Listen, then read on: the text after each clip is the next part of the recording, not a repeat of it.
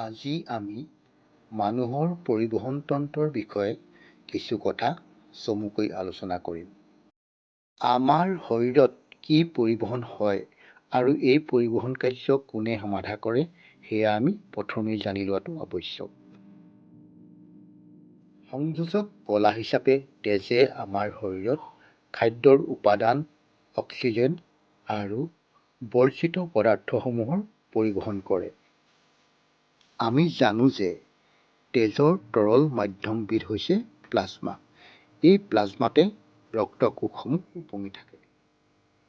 তেজত থকা এই প্লাজমাই দ্ৰৱীভূত অৱস্থাত থকা খাদ্যবস্তু, কাৰ্বন ডাই অক্সাইড আৰু নাইট্ৰজেন জাতীয় বৰ্জিত পদাৰ্থসমূহ পৰিবহণ কৰে। তেজত থকা হিমোগ্লবিনে অক্সিজেন কঢ়িয়ায়। ইয়াৰ উপৰিও বিভিন্ন প্ৰকাৰৰ পদাৰ্থ, লৱণ আদিবোৰ তেজে পৰিবহণ কৰে। আমাৰ শৰীৰৰ বিভিন্ন অংশলৈ তেজৰ পৰিবহণ কৰিবলৈ আমাক নিশ্চয় এটা যন্ত্ৰৰ প্ৰয়োজন। আমাৰ শৰীৰৰ আভ্যন্তৰত এনে এটা জৈৱিক পদ্ধতি বা যন্ত্ৰ সংলগ্ন হৈ আছে, যিটো যন্ত্ৰই এটা পাম্পকলৰ দৰে আমাৰ শৰীৰৰ বিভিন্ন অংশলৈ বা বিভিন্ন কলালৈ তেজৰ সঞ্চালন কৰিব পাৰে।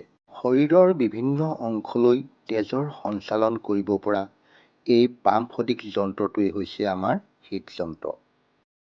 ই হৈছে আমাৰ হাতৰ মুঠিৰ দৰে এটা পেশীযুক্ত অংগ। এই পেশীযুক্ত অংগটো 4টা কোঠালিৰে গঠিত। এই কোঠালি 4টা হৈছে হৃদযন্ত্ৰৰ সোঁফালে সোঁ অলিন্দ আৰু সোঁ নিলয়, আৰু বাওঁফালে বাওঁ অলিন্দ আৰু বাওঁ নিলয়। হৃদযন্ত্ৰৰ সোঁফালে ওপৰত আৰু তলত দুডাল মহাশিৰা অৱস্থিত। ওপৰৰ দিশত থকাডাল ঊৰ্ধ্ব মহাশিৰা আৰু তল দিশত থকাডাল নিম্ন মহাশিৰা। অলিন্দ আৰু নিলয়ৰ মাজত তেজৰ হানি নহ'বলৈ এখন কপাট বা ভেল্ভ থাকে। সোঁ অলিন্দ আৰু সোঁ নিলয়ৰ মাজত থকা কপাটখনক ট্ৰাইকুস্পিড ভেল্ভ বুলি কোৱা হয়। সেইদৰে বাওঁ অলিন্দ আৰু বাওঁ নিলয়ৰ মাজত থকা কপাটখনক বাইকুস্পিড ভেল্ভ বুলি কোৱা হয়। এই বাইকুস্পিড ভেল্ভক মিট্ৰেল ভেল্ভ বুলিও কোৱা হয়। সোঁ নিলয়লৈ অহা তেজখিনি যাতে পুনৰ সোঁ অলিন্দলৈ উভতি যাব নোৱাৰে আৰু বাওঁ নিলয়লৈ অহা তেজখিনি যাতে পুনৰ বাওঁ অলিন্দলৈ উভতি যাব নোৱাৰে, সেই নিয়ন্ত্ৰণৰ কাৰ্য সমাধা কৰে এই ভেল্ভকেইটাই। এতিয়া আমি পৰিবহণৰ মূল কাৰ্যসমূহ আলোচনা কৰিম। শৰীৰৰ বিভিন্ন অংশৰ পৰা অক্সিজেনবিহীন তেজ ঊৰ্ধ্ব আৰু নিম্ন মহাশিৰাৰ যোগেদি হৃদযন্ত্ৰৰ সোঁ অলিন্দত প্ৰৱেশ কৰে। সোঁ অলিন্দত তেজ প্ৰৱেশ কৰাৰ লগে লগেই সোঁ অলিন্দটো সংকুচিত হয় আৰু এই তেজ সোঁ নিলয়লৈ সোমাই আহে। সোঁ নিলয়লৈ সোমাই অহা এই অক্সিজেনবিহীন তেজখিনি ক্লুম ধমনীয়ে হাঁওফাঁওলৈ কঢ়িয়াই লৈ যায়।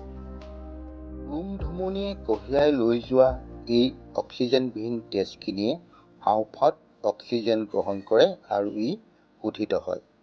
শোধন হোৱা এই অক্সিজেনযুক্ত তেজখিনি ক্লুম হীৰাৰ যোগেদি পুনৰ হৃদযন্ত্ৰৰ বাওঁ অলিন্দলৈ উভতি আহে। এই প্ৰক্ৰিয়াত আমি দেখা পালোঁ যে সোঁ নিলয়ৰ পৰা ক্লুম ধমনীৰে গতি কৰা অক্সিজেনবিহীন তেজে হাঁওফাঁওত অক্সিজেন গ্ৰহণ কৰি ক্লুম হীৰাইদি বাওঁ অলিন্দত প্ৰৱেশ কৰিছে। ক্লুম হীৰাৰ যোগেদি বাওঁ অলিন্দলৈ তেজ প্ৰৱেশ কৰাৰ লগে লগেই বাওঁ অলিন্দটো সংকুচিত হৈ পৰে আৰু এই তেজ বাওঁ নিলয়ত প্ৰৱেশ কৰে। অন্তিম পৰ্যায়ত বাওঁ নিলয়ৰ পৰা বিশুদ্ধ তেজ মহাধমনীৰ যোগেদি শৰীৰৰ বিভিন্ন অংশলৈ প্ৰবাহিত হয়। সমগ্ৰ পৰিবহণ প্ৰক্ৰিয়াটোত আমাৰ কেইবাটাও পৰ্যায় দৃষ্টিগোচৰ হয়। প্ৰথম পৰ্যায়ত শৰীৰৰ বিভিন্ন অংশৰ পৰা অক্সিজেনবিহীন তেজ আহি সোঁ অলিন্দত প্ৰৱেশ কৰিছে। সোঁ অলিন্দৰ পৰা এই তেজ সোঁ নিলয়লৈ আৰু সোঁ নিলয়ৰ পৰা ই হাঁওফাঁওলৈ গতি কৰিছে। হাওঁফাওঁত এই তেজ শোধিত হৈ আহি বাওঁ অলিন্দত প্ৰৱেশ কৰিছে। বাওঁ অলিন্দৰ পৰা ই বাওঁ নিলয়লৈ গতি কৰিছে আৰু অন্তিম পৰ্যায়ত ই বাওঁ নিলয়ৰ পৰা মহাধমনীৰ যোগেদি শৰীৰৰ বিভিন্ন অংশলৈ প্ৰবাহিত হৈছে। এই পৰিবহণ প্ৰক্ৰিয়াত হৃদযন্ত্ৰৰ মাজেদি তেজ দুবাৰ সঞ্চালন হৈছে, গতিকে এনে পৰিবহণ প্ৰক্ৰিয়াক দ্বৈত পৰিবহণ বুলি কোৱা হয়। এয়াই হৈছে মানুহৰ পৰিবহণ তন্ত্ৰৰ বিষয়ে জানিবলগীয়া মূল কথা।